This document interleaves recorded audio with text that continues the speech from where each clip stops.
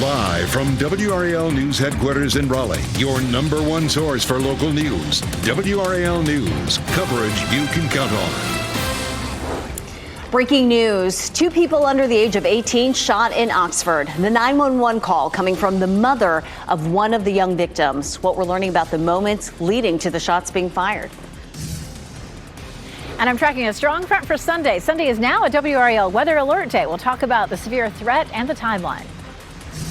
And bullying policy decision delayed again. The changes Johnson County school leaders they're considering and why the move has been tabled once again. Following that story and others here this afternoon on WRAL News. Thanks so much for joining us. I'm Chris Lovingood in for Jeff Hogan. And I'm Renee Chu. We have a lot to get to. First, Sunday is now a WRAL weather alert day. A powerful front crossing the country right now will bring the threat of wind damage. Yeah, the meteorologist Elizabeth Gardner is actually on the WRAL weather patio. Elizabeth, you have that timeline about the strengths of the storm, what we could be seeing Saturday, Sunday. Give us a breakdown.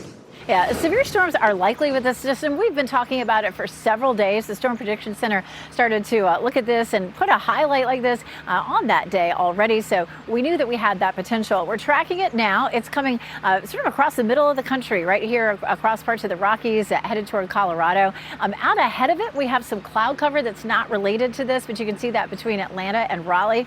We do have the potential, once this storm gets here, for it to produce some damaging winds, isolated tornadoes, and some isolated flooding as well.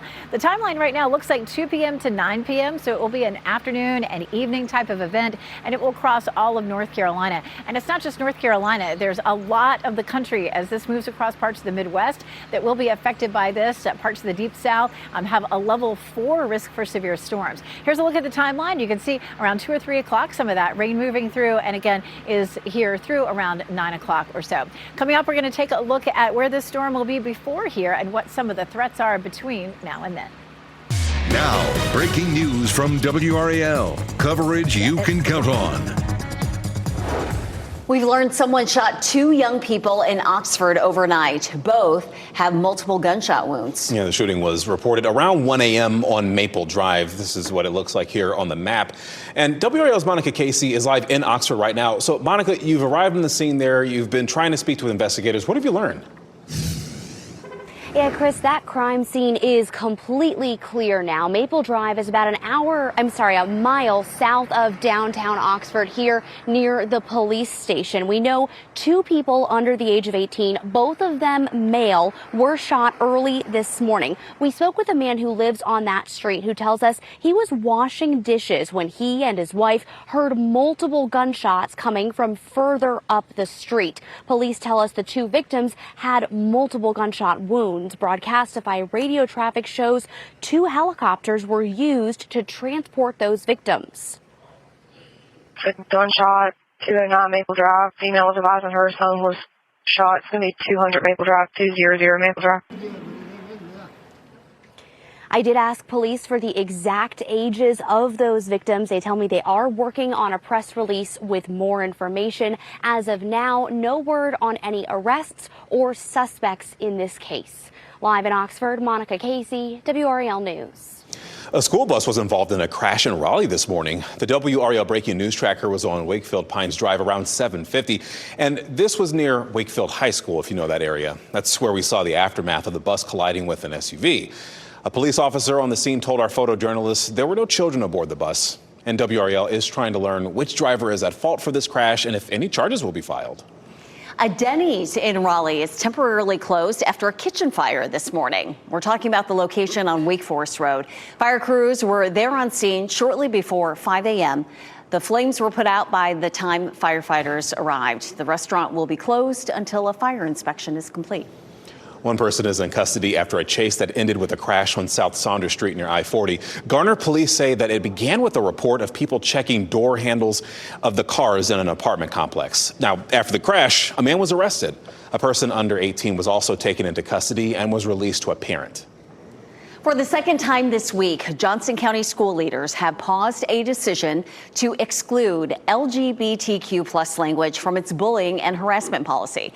WRAL's Aaron Thomas has been following this story since we first reported it earlier this week. He's live in Smithfield with what led to today's decision. Aaron.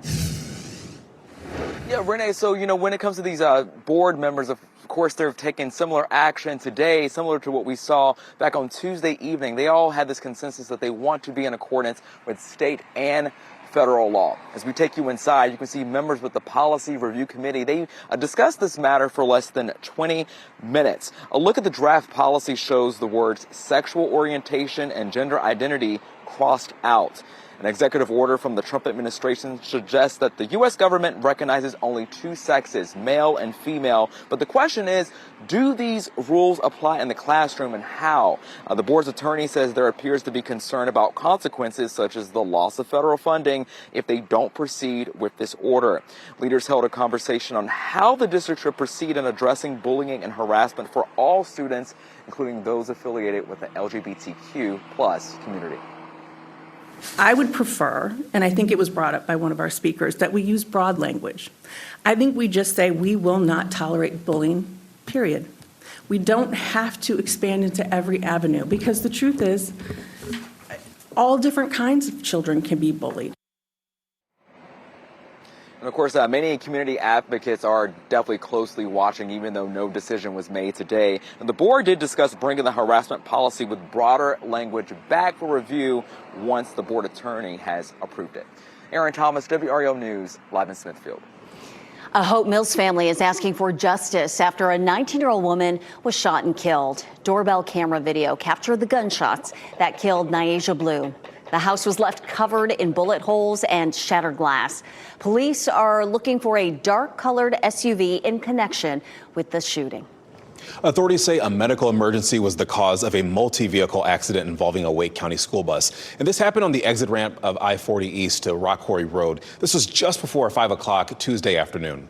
Police say the bus driver could not hit the brakes, and so they hit a car, and that hit another car, and then that hit a pickup truck.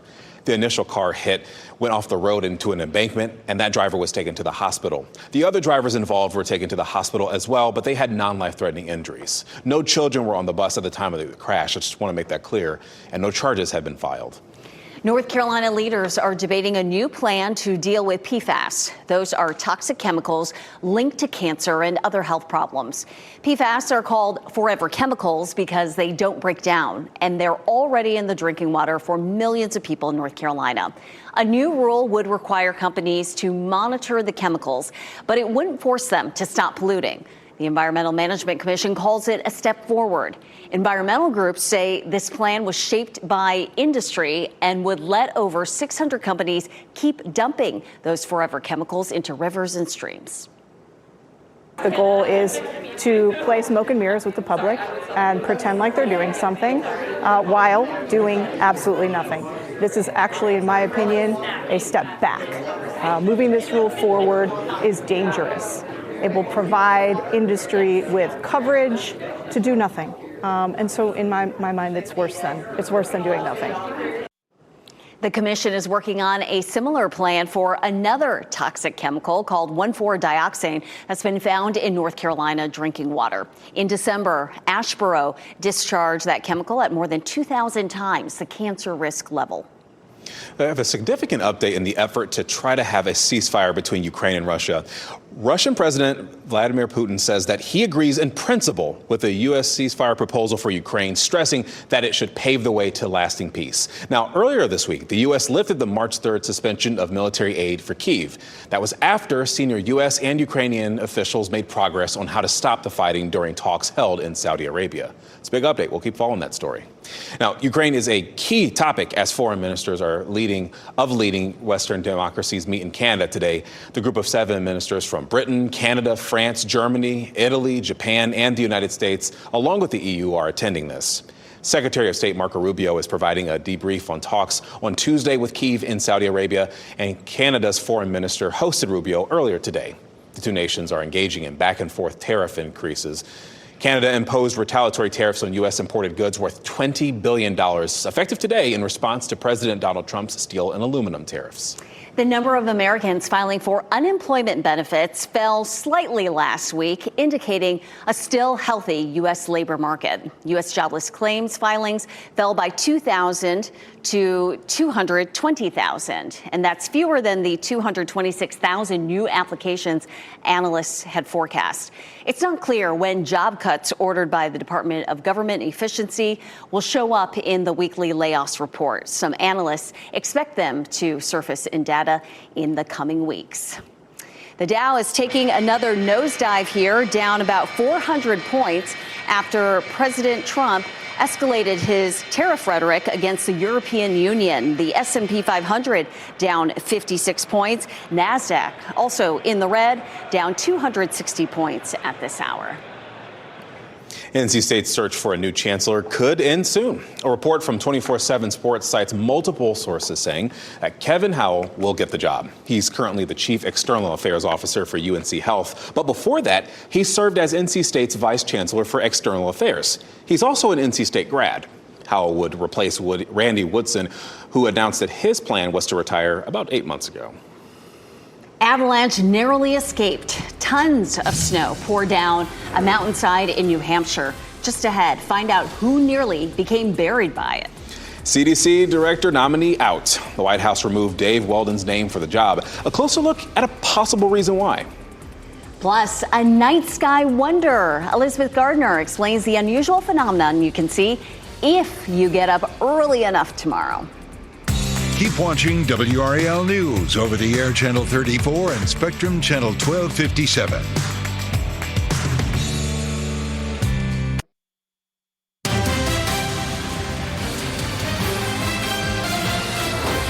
Boy, a snowboarder in New Hampshire managed to escape an avalanche. I mean, look at the video. A webcam captured the whole thing. This happened on Tuesday at the summit of Wildcat Mountain. And from far away, it's hard to see, but as the camera zooms in, you see that? Yeah, that's a no for me. But you can see the snowboarder just shredding away as they're trying to escape. The Mount Washington Observatory operates this camera, and the organization said, despite all this, no one was hurt. A Florida pizza delivery driver pulled up to a house and found an 8-foot alligator in the customer's driveway. A Bradenton police officer responded to a call about the gator on Sunday. And while he was in the neighborhood, that delivery driver arrived and the officer warned her about what was going on. She was too scared to make the delivery, so she asked him to do it. Look, no shame. I'd do the same thing. The police officer got the pizza to the customer, who was just as surprised to see the gator underneath her car. Well, Florida wildlife trappers, the pros, relocated the gator away from the neighborhood. A rainstorm prompts evacuation warnings for people affected by the California wildfires. Preparations are underway for crews, residents, and business owners trying to fortify the areas damaged by the recent Palisades wildfires. The fires scorched the hillsides, leaving them vulnerable to mudslides. The Trump administration withdrew the nomination of former Representative Dave Weldon of Florida to serve as CDC director. This update happened just before Weldon was set to testify at his Senate confirmation hearing this morning. A reason for that withdrawal wasn't given. Weldon has anti-vaccine views similar to those of Health and Human Services Secretary Robert F. Kennedy Jr. Weldon previously criticized the CDC and questioned the safety of vaccines. Well, today marks a very important milestone for Pope Francis. It is the 12th anniversary of his election as Pope. The anniversary is a public holiday there, and the Pope has been in the hospital for 4 weeks as he battles a respiratory infection. Doctors say, though, that he is making gradual improvements. The mission to bring 2 NASA astronauts home from space was scrubbed again last night. Concerns over a critical hydraulic system popped up less than 4 hours before the Falcon rocket was set to lift off from Kennedy Space Center. It is another delay for the return trip for Butch Wilmore and Sonny Williams. They were supposed to spend about 10 days on the ISS, but problems with the capsule that took them there increased that time to nearly 9 months. NASA says it will try again on Friday, just after 7 p.m. It's often said we know more about space than our planet's oceans. A new ocean census project is working to change that. It began last year. Scientists with the project have discovered hundreds of new marine species. Some of the findings include a new species of shark, a new species of mollusk, and a new type of sea star. Researchers say creatures that may hold the keys to future scientific advancements may be lurking in the shallows and depths of the world's oceans. Every species that we find is part of the library of the ingenuity of nature. It has had to adapt to the conditions in which it lives, new insights for materials science for the future. So that's why deep sea biodiversity matters. The Ocean Census Project is meant to go on for a total of 10 years. In the remaining time, teams hope to further explore the depths of the Arctic. But how cool that there's still new discoveries to be made, new species being discovered. Well, I mean, there. we've only, I think it's a very small percent of the ocean we've actually been able to go through. So, I mean, it's cool that we're seeing more and more things there. All right, we do want to go out right now to the WRAL weather patio. That is where we, I'm so jealous. Every time you're out there on such a nice day, Elizabeth Gardner, we're going to get out there one day. Y'all come join me any old time. It does feel perfect out here right now. Low humidity, some sunshine. I mean, there's a little bit of cloud cover out here, but it just feels very comfortable. No humidity, not a lot of bugs. The pollen is starting to creep up a little bit, but there's no yellow pine pollen yet. So, I mean, it's lovely. We take a look at the gardens, and, you know, some things have been a little bit slow to bloom. Like the daffodils were a little slower than they are some years. So I keep thinking that we're going to start to see some of the azaleas popping out back there. But, you know, it may still be another 3 weeks or so before we see much of that. It is 67 degrees right now. Our dew point's way down at 43. I mean, just glorious. Temperatures will climb into the upper 70s. Goldilocks weather, just perfect. Temperatures are still in the 50s in Roxborough and South Hill. 67 Fayetteville and Clinton. 68 Goldsboro. 70 now in Southern Pines. Checking current temperatures here in the Triangle. All 60s, 63 at Apex, 66 in Garner, 67 Cary, 68 degrees in Clayton.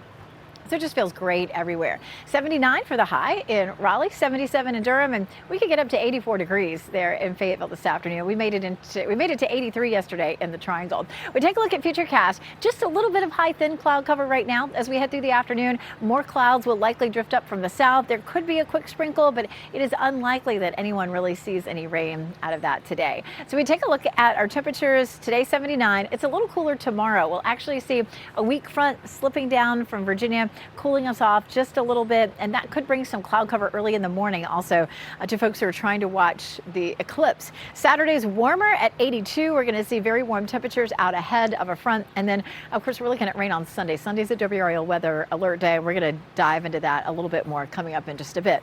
We're still not looking at any records. The record for tomorrow is 86, Saturday's 87, and it's 86 on Sunday. So the closest we get is Saturday, but we're still 5 degrees from the record. So just lovely temperatures. It's not close to any records. Breezy this afternoon. Right now the wind is pretty quiet, but later on this afternoon and evening we're going to see winds gusting, say 10 to 15 miles per hour. So we do have a high brush fire risk again. We've seen that a lot of days over the last few weeks because we just haven't seen very much rain. So hopefully we'll catch up a little bit over the weekend. I know, nobody wants the severe storms and nobody wants the rain over the weekend, but we definitely need it.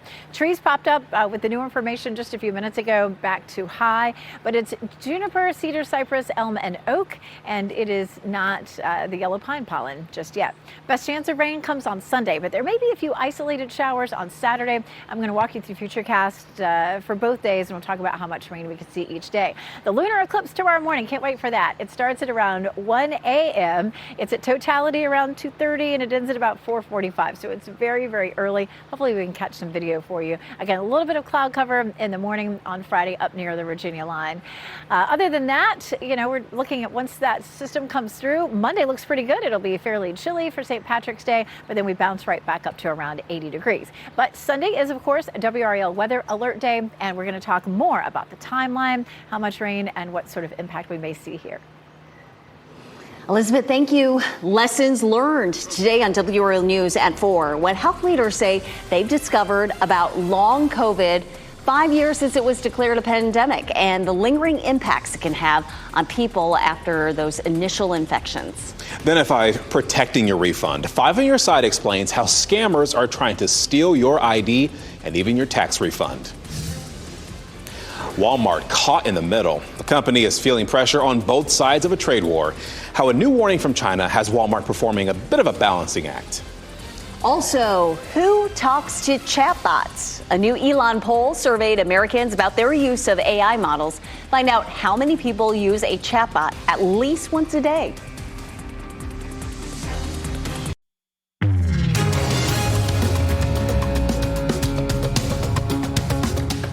Well, gas prices are down slightly since January. According to AAA, the national average price for gas is $3.08 a gallon. Gas prices have dropped consistently since July, and oil prices have dropped 11% since January. Now, as gas prices are lower, there are concerns of a possible recession approaching. If one does happen, it would likely send gasoline prices down even more. Walmart is caught in the middle of an escalating trade war between the U.S. and China. The retail giant has been asking some of its Chinese suppliers for significant price cuts to offset the tariffs imposed by President Trump. According to state media, Chinese officials summoned Walmart executives to investigate those claims on Tuesday. In a possible warning, it added that Chinese authorities could take action. Walmart says talks with suppliers were aimed at saving money for millions of customers. Recession concerns are on the rise. In a note sent to clients, JP Morgan Chase says there's about a 40% chance the U.S. economy will enter recession before the end of the year. That's a 10% hike from what their economists had forecast in January. They say the Trump administration's actions, including its trade war and federal job cuts, are among the factors causing the increase. Goldman Sachs is a little more optimistic. Officials there say the nation only has a 20% chance of a recession. Mobile gaming company Niantic says that it is selling Pokemon Go and its other games. A Saudi-backed company called Scopely is buying them for $3.5 billion. Pokemon Go has earned $8 billion since it was launched in 2016. Niantic says that it plans to focus on a new company specializing in AI and location data. The deal with Scopely could be completed by sometime this year.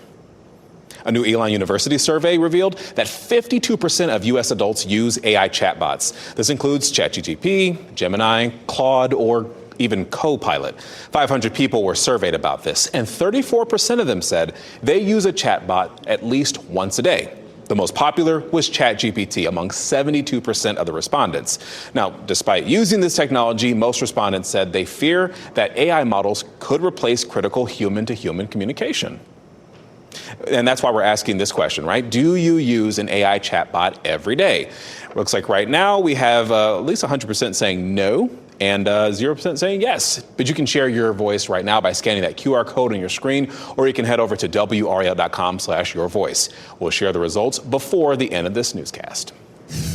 Walking trail warning. New concerns about safety as more people get out in this warm weather. The guidance the Raleigh Park System is providing after recent disturbing incidents.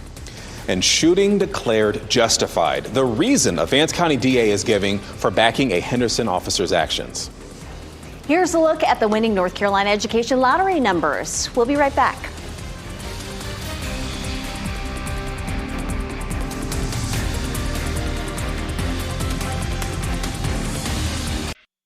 Shot in 4K ultra high definition. Your number one source for local news. WRAL News. Coverage you can count on. New at noon, the Vance County District Attorney says a Henderson police officer acted lawfully when shooting a man. The incident happened in January of 2023. WRAL's Noah Klein is here now with the new information the DA is releasing. Noah. Renee, the DA says this all started when a detective saw Carlos Alston at a gas station. He recognized him as a gang member and knew he didn't have a driver's license. The detective got in touch with another officer who then tried to serve a warrant for arrest. According to these new documents, Alston was working for DoorDash when police tried to take him into custody before that officer shot him. Alston says he was in his car with his head down when he looked up and saw those blue lights. Investigators say the officer told Alston to put his hands up. Alston says he did not do anything wrong and then asks why. The officer says, "I'm not going to tell you again." The officer says he tried to open Alston's door, but it was locked. He says at some point he noticed Alston grabbed a gun from the floorboard. That's when the officer shot him. The documents say after getting shot, Alston was able to get out of that car and take off. He says he was shot in the back. The documents, they don't say if that's true, but they do note Alston's claim. Officers eventually took him into custody. Investigators say he lied about having a gun, then came clean about it during a different interview. Alston is charged with murdering Antoine Williams. He's awaiting trial in that case.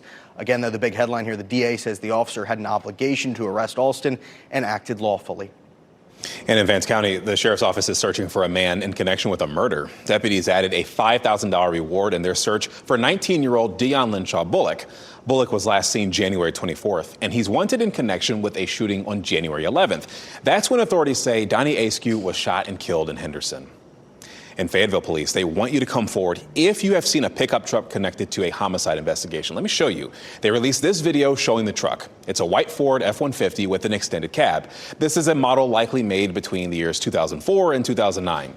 Police say Nathan Kellen was shot to death in his home on Patrick Drive the morning of January 22nd. And if you know anything about this case, including this truck, you can call Fayetteville police. With weather warming up, it's nice to get out and enjoy the sun. However, a recent string of assaults on public walking trails in Raleigh has some people questioning their safety. This week, Raleigh police arrested 24-year-old Jeremiah Natrigo. He's accused of exposing himself to two women on Lakeland Trail. Now, a couple weeks ago, on the same trail, a man was charged with sexual battery. He is accused of jumping on two joggers and touching them inappropriately. And at Crabtree Valley Mall on Tuesday, a carry man was arrested for indecent exposure. It seemed like a very safe area. It was always well traveled. We never even considered this being a safety issue, and we had no idea there were any incidents. Raleigh Park suggests being aware of your surroundings and using walking trails with a companion. People who violate the code of conduct can be indefinitely suspended from all Raleigh parks. Governor Josh Stein focused on Helene recovery and school funding in his first State of the State address. The governor also focused on efforts toward bipartisanship. Stein urged lawmakers to pass the Helene funding bill, a bill banning cell phones in schools, and a $4 billion school construction bond. The governor also used his speech to call for unity. But we do not need to be pulled into those political games. We can create something better, something forward-looking right here in North Carolina, and we can do it together. If North Carolina Democrats want to continue the same old failed policies of Joe Biden and Kamala Harris, policies that left our borders open to criminal illegal aliens, sent inflation soaring, and allowed grown men to compete in women's sports, we won't stand for it. That was the Republican response by the State House Speaker, Destin Hall. He says he looks forward to working with Stein to get Helene survivors back in their homes. Right now, the $500 million Helene recovery bill is stalled as lawmakers debate how the money should be spent. Happening now in the WRAL Live Center, breaking news out of the state legislature as we look live at the legislative building this noon hour. Just a few minutes ago, the state senate voted to exempt Duke Energy from the 2030 climate goals.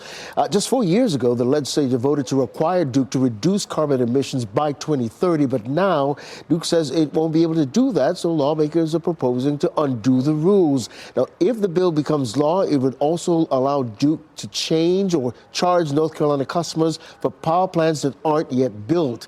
Republican lawmakers say the changes will lower people's bills in the long run. Critics say the opposite is true. The bill now goes to the State House. We'll, of course, have more reporting on this coming up on our news starting at 4.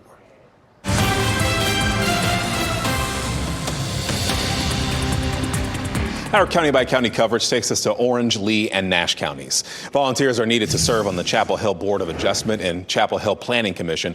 The first board handles requests for exceptions to the zoning rules, and it also hears appeals regarding town staff land use decisions. The Planning Commission helps the town council handle growth and development. And if you're interested, you can go to orangecountync.gov/apply. And the city of Sanford is adding a convenience fee to card transactions starting next month. They'll charge a 2% fee to process debit and credit card payments. Right now, the city pays the complete 3.75% convenience fee. The city chose to continue paying a portion of the cost. Now, Sanford said that if they had the 2% convenience fee last year, they would have saved more than $183,000. And to avoid fees, you can make payments to the city by cash, check, even money order. The fee goes into effect April 1st. Middlesex Elementary School received a grant for $2,000 through the Window of Opportunity program. That's part of the Keep North Carolina Beautiful effort with support from the State Employee Credit Union. The grant will help pay for the creation of an outdoor learning garden, and it will also help pay for students to have hands-on learning experiences while promoting sustainability and social growth. The mayor of Roxborough will not run for re-election. Marilyn Newell made the announcement during a city council meeting earlier this week. She says she made the decision so she could care for her mother. Newell has served the city for more than 20 years. Citizens will decide on their next mayor in the October 7th municipal election. Today in Fayetteville, city leaders will discuss a potential new 911 call center.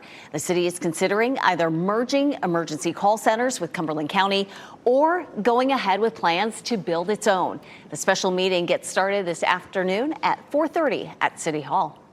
The Dreamville lineup is expected to drop next week. The festival in Raleigh posted this video online with the caption, "Lineup March 17th." Dreamville Festival will hold its 5th and final event on April 5th and 6th at Dorothea Dix Park. General admission tickets are still available. Economic anxiety at home. A new poll is asking Americans about the impact of President Trump's tariffs. Find out how they feel when we come back. And toss your toothbrush. Why health experts say you should probably pitch it out and get a new one ASAP.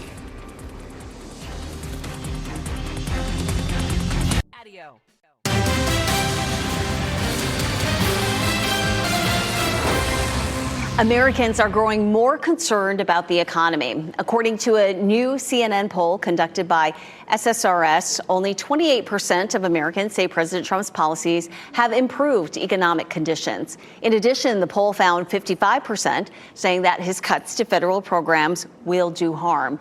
Americans are evenly split over whether economic conditions a year from now will be good. The poll did find that the share saying they expect the economy to be in bad shape a year from now is up 7 points since January. In Western North Carolina, communities already reeling in the aftermath of Helene are facing new challenges, this time because of tariffs. Mountain brewers are seeing aluminum price spikes. Bottom line is going to eat into a good part of our profits. This is not a high profit industry, despite what anybody told you. For apple farmers, the impacts could be seen later this year if Washington State has nowhere to export its apples. The inventory would be dumped in the U.S. market. There's some temporary relief in the egg market. The U.S. Department of Agriculture released a market report today, or I should say yesterday this happened, and it showed that the price that retailers pay for eggs fell 15% in the first week of March. That's like $6.85 a dozen. It's a sign that prices shoppers pay might go down at grocery stores, but any relief will likely be short-lived. Prices are expected to spike again as Easter and Passover will bring a renewed demand for eggs. Party, but with caution. That's the mindset of millions of college students during spring break. Just ahead, how a fun time can quickly turn to trouble for young adults in ways they might not expect. And trash your toothbrush. Why health experts say now is a good time to buy a new one.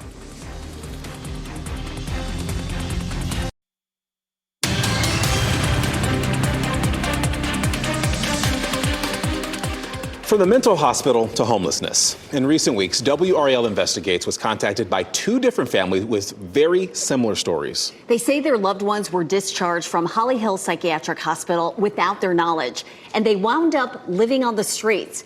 Sarah Kruger is here now to tell us about this story that will air tonight at 6. Sarah. Renee, this started as two separate tips. We got to the WRAL Investigates line. Two families who say their adult loved ones were taken to Holly Hill in Raleigh. Then, unbeknownst to them, they say they were released to the streets rather than being sent home. They discharged her to the streets of Raleigh. And she's been roaming the streets of Raleigh with the homeless people. And I asked her, what did you eat while you... She said, whatever I could. Where did you sleep? Wherever I could. And that man says his sister was unhoused for more than a month. Tonight at 6, we are exploring what happened, and we're asking Holly Hill what policies are in place to prevent this from happening again. Sarah, thank you. Now, Holly Hill may sound familiar to some of our viewers, and this is not your first reporting on this facility. No, not at all. We've done more than a dozen stories on Holly Hill, both the juvenile and the adult facilities. We've heard from employees, from patients, from parents, with a number of concerns to include claims of over-medication, falsifying records, escapes, and we continue to look into those tips that we get. Yeah, obviously very serious claims and obviously things that you'll keep digging into. you. Thank you, Sarah. And you can look for her latest investigation, From the Mental Hospital to Homelessness. That airs again tonight at 6 o'clock on WRAL. And she mentioned the story started as a tip to the Investigates line. If you have an issue that needs investigating, folks, you can give them a call. 1-877-WRAL-TIP. Happening now in the WRAL Live Center. Remember last week in the president's address, a joint session of Congress talking about enhancing national security, and part of that is reclaiming the Panama Canal. Well, new into our newsroom this noon hour, NBC News being told by White House officials that Southern Command is developing potential plans that vary from partnering more closely with the Panamanian military to a less likely option of U.S. troops seizing the Panama Canal by force. This is a story that NBC News will be checking on. Of course, we'll have later on when you join NBC Nightly News around 6:30. Thanks, Ken. As more and more young adults flock to sandy shores for some spring break fun this season, health experts are warning how it can be easy for some to overindulge in alcoholic drinks. Occasions like spring break can lead to celebratory drinking, and overdrinking can lead to alcohol poisoning. Other risks include losing balance and having a serious fall. There are legal consequences as well, from DUIs to public intoxication. As the seasons change and we recover from the last few rounds of cold and flu, health experts suggest you throw away your toothbrush if you have been sick. The risk of reinfecting yourself is actually pretty low, but it could pose a risk to others in your homes. Toothbrushes should be kept separately, and everyone in the house should use their own toothpaste to help stop the spread of germs. And health experts say toothbrushes should be tossed out every 3 to 4 months anyway. Sooner if the bristles begin to fray. Keep that in mind. The advice applies to electronic toothbrushes as well, but what I like about those, you can just remove those and put them in a little case. So those are neat. Right. Well, the heads, you still have to replace those. True. And it's a good reminder. I think it's been a while for me on my electric toothbrush. Let's get out to meteorologist Elizabeth Gardner, who's on the WRAL weather patio, and more clouds out there today than yesterday. It still feels really nice out here. We still have a southerly flow, and so that's keeping the warm air in place. We take a look at Fayetteville, Raleigh, Apex, Chapel Hill. Definitely seeing cloud cover, and here on the patio as well. Mostly high, thin clouds. There's a little bit of sun that's trying to kind of make some energy move on down here to the ground, so we're feeling it for sure. We're going to look ahead to Sunday. We've been tracking the system for the last couple of days. It is now a WRAL weather alert day for Sunday. Timeline likely to be right around just after lunchtime to around 9 o'clock. Damaging wind would be our biggest threat, but isolated tornadoes are possible and some localized flooding as well. This system is going to move all the way across North Carolina, so everybody's going to see it. Right now, it is moving across the Rockies, and it will continue to move eastward over the next couple of days as it moves in our direction. We take a look at Futurecast, and again, it's well to our west. What we're seeing right now is our flow coming out of the south. This is a look at Saturday. Saturday, we may see a few isolated showers. It's going to be very warm and windy, but we'll probably see a little bit of sunshine peeking through as well. So if you do have outdoor plans on Saturday, you're probably fine. Just know that every now and then there could just be a quick shower that pops up. On Sunday, a whole different story though. In the morning, if you're headed out to church services, that sort of thing, anything say before 11 o'clock, you're probably okay. But then after that, as we get into the afternoon, the showers and storms will develop along and ahead of the front. Temperatures will be in the 70s. And then on Monday, we may start with a little bit of rain in the morning. We'll see a high of 64 for St. Patrick's Day. Again, it is a WRAL weather alert day. Our severe weather potential is definitely climbing for the afternoon and evening on Sunday. We take a look at where the severe weather threat is for tomorrow, right up and down the Mississippi Valley. That's for tomorrow. And then on Saturday, it shifts eastward down to the Gulf Coast and into western North Carolina. And again, a level 4 risk both days for parts of the country. I'm not expecting that we'll see a level 4 risk, but it could be level 2 or 3. We'll find that out tomorrow. How much rain? Anywhere from an inch to maybe an inch and a half of much needed rain. We're still looking at much of the viewing area there in yellow, abnormally dry, and in brown, moderate drought. We had a little bit of severe drought in our southwestern counties last week, and that was erased because of the rain that we ended up seeing last week. Outdoor plans Saturday, you're probably okay. A little iffy with a chance of an isolated shower. Sunday, definitely hold off, especially in the afternoon with that severe weather threat. Again, Sunday is a WRAL weather alert day. Make sure you check in with Kat this evening for the latest runs of the models. All right, thanks, Elizabeth. So earlier we asked you, do you use an AI chatbot every day? And out of those who've weighed in so far, 76% of you said no, you don't. And 24% of you say you do use AI chatbot every day. We'll continue to collect answers throughout the day, so share this with your friends. Scan the QR code on your screen or head to WRAL.com/yourvoice. Kitten in crisis. This little guy was trapped for weeks in a hard-to-reach place. Just ahead, what it took to rescue him.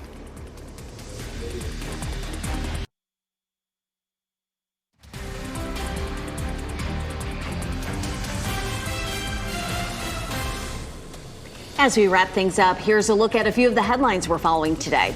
We have learned someone shot 2 young people in Oxford overnight. Both suffered multiple gunshot wounds. And we spoke with one man who lives on the street. He says he was washing dishes when he and his wife heard several gunshots up the street. Police tell us the 2 had multiple gunshot wounds, and officers have not announced any suspects or arrests in this case. A school bus was involved in a crash in Raleigh this morning. The WRAL Breaking News Tracker was on Wakefield Pines Drive around 7:50 a.m. This is near Wakefield High School. That's where we saw the aftermath of the bus colliding with an SUV. A police officer on scene told our photojournalist there that there were no children aboard the bus. WRAL is trying to learn which driver is at fault for this crash and if charges will be filed.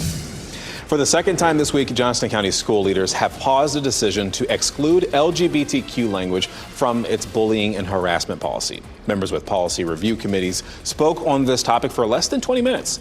The board discussed bringing the harassment policy with broader language back for review after any changes are approved by an attorney. A community bands together to rescue a cat who was stuck on a bridge for weeks. And the kitten was trapped on an overpass in downtown in Las Vegas, I should say, for at least 3 weeks. A rescue group saw a post on Facebook and immediately stepped in to help. As soon as they called me, I drove myself over there. I dropped everything because I was like, I got to see this cat that's on top of this overpass and maybe be prepared to catch him if he falls.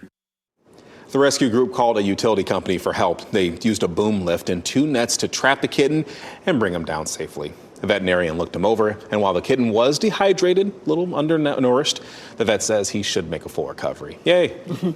Time for our pets of the day. Here are Sheba and Junebug. 6-year-old Sheba is the large black dog, and her 9-year-old sister Junebug is the small tan dog. They are looking for a fresh start in a home together if possible. These 2 inseparable dogs found themselves without a home after their owner sadly died. They have spent their whole lives together. Sheba and Junebug are friendly with other dogs and they love people. They grew up around all kinds of other animals, including cats and chickens, so they really would be adaptable into almost any kind of home. They are crate trained and house trained, low to medium energy, so they don't need too much attention to keep themselves happy. Please visit spcawake.org if you want to meet them. NBC News Daily is next on WRAL, your next local news update in 30 minutes. You can get breaking news updates anytime with our WRAL News app. We hope you have a great day today. And there's some sunshine, so yeah, get outside.